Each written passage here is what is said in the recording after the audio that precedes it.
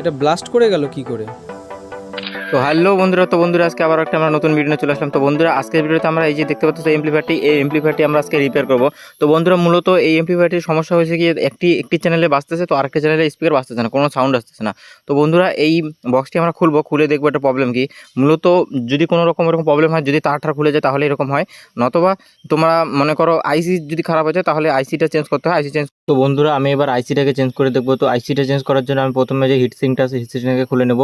হিটসিংটা খুলে নেওয়ার পরে আইসিটাকে আমি খুলে নেব। তো বন্ধুরা, আইসিটা খোলার জন্য আমি আইসিটাকে ভেঙে দেবো, তাহলে সুবিধা হবে। আর সোল্ডারিং আয়রন দিয়ে মানে ঝালাই মেশিন দিয়ে এটা খুলতে গেলে একটু বেশি সময় লাগে, তো আমি ভেঙে নেব। ভেঙে নেওয়ার পরে দেখো এই আইসিটা খারাপ হয়ে গেছে, তো আইসিটাকে আমি চেঞ্জ করে দেবো। এবার আইসিটাকে চেঞ্জ করার জন্য আমি আরেকটা আইসি নিতেছি।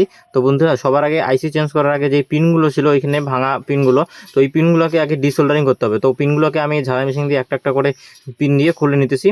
তো বন্ধুরা, দেখতে পাচ্ছ পিনগুলো আমার খোলা হয়েছে। তো পিনগুলো খোলার পরে ফুটোগুলোকে ভালো করে ঝালা মেশিন দিয়ে পরিষ্কার করে নিতে হবে।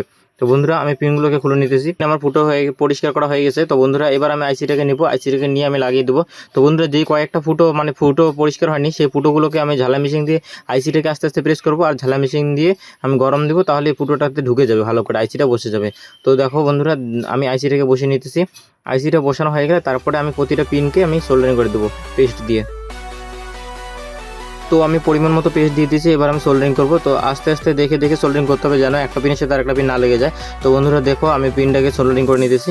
গেলে তারপরে হিটসিংটাকে লাগিয়ে তারপরে বোর্ডটাকে আমি লাগিয়ে দিব।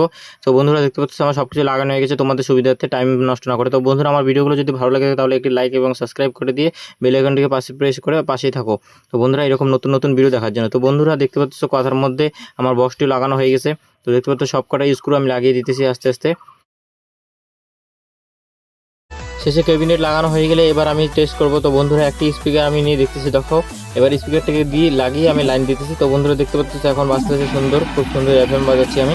তো বন্ধুরা, ভিডিও যদি ভালো লাগে তাহলে লাইক এবং একটি কমেন্ট। তো বন্ধুরা, থ্যাঙ্কস ফর ওয়াচিং।